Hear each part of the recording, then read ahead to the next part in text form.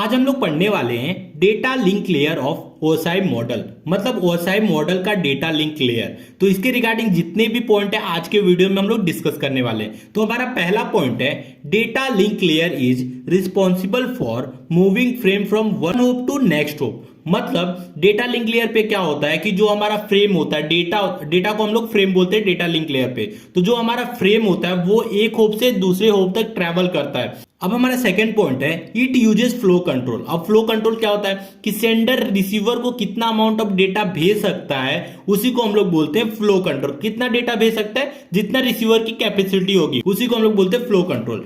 अब flow control के अलग अलग टेक्निक है, जैसे कि stop and wait, GBN, SR protocol. ये सारे प्रोटोकॉल को यूज करके हम लोग फ्लो कंट्रोल को मैनेज किया जाता है। अब हमारा थर्ड पॉइंट है इट यूजेस एरर कंट्रोल। ये क्या करता है, एरर कंट्रोल को भी यूज करता है। कौन कौन से एरर कंट्रोल मैकेनिज्म है जिससे एक एरर को कंट्रोल करता है? पहला है सिंपल पैरिटी, दूसरा है 2D पैरिटी, फिर सीआरसी, चेकसम। ये सारे एरर कंट्रोल टेक्निक है, मैकेनिज्म है, प्रोटोकॉल है जो हमें एरर कंट्रोल में मदद करते हैं। अब हमारा फोर्थ पॉइंट है it uses access control like ALOHA, CSMA, CA, CSMA, CD.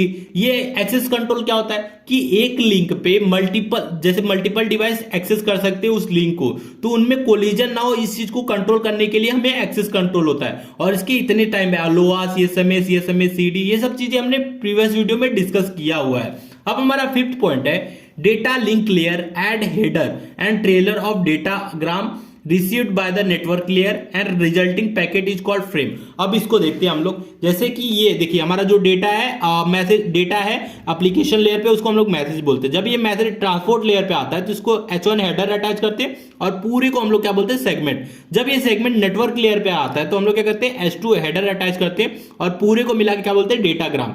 जब ये डेटाग्राम डेटा लिंक लेयर पर आता है तो हम लोग क्या करते हैं, T1 ट्रेलर ऐड करते हैं और H3 हेडर अटैच करते हैं और ये पूरे को मिला के क्या बोलते हैं, फ्रेम।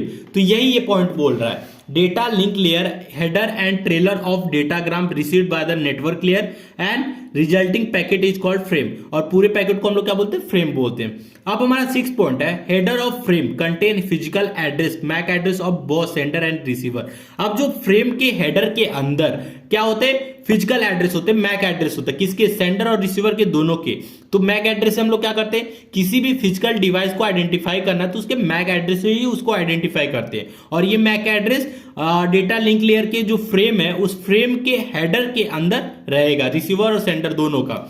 अब हमारा सेवेंथ पॉइंट है data link layer is divided into two part. अब जो डेटा लिंक लेयर है वो दो पार्ट में डिवाइड है। कौन कौन सा, logical link control and medium access control. Logical link control के अंदर क्या क्या होता है, फ्लो कंट्रोल होता है, एरर कंट्रोल होता है, सिंक्रोनाइजेशन होता है, ये सारी चीज लॉजिकल लिंक कंट्रोल के अंदर होता है। अब मीडियम एक्सेस कंट्रोल के अंदर क्या क्या होता है, फ्रेमिंग होता है, फिजिकल एड्रेसिंग होता है, एक्सेस कंट्रोल होता है। ये सब क्या होते हैं, कैसे काम करते हैं, ये सब हमने प्रीवियस वीडियो में अच्छे से डिस्कस किया है। तो ये हो गया डेटा लिंक लेयर। तो वीडियो अच्छा लगा तो प्लीज वीडियो को लाइक और हमारे चैनल को सब्सक्राइब जरूर कीजिएगा।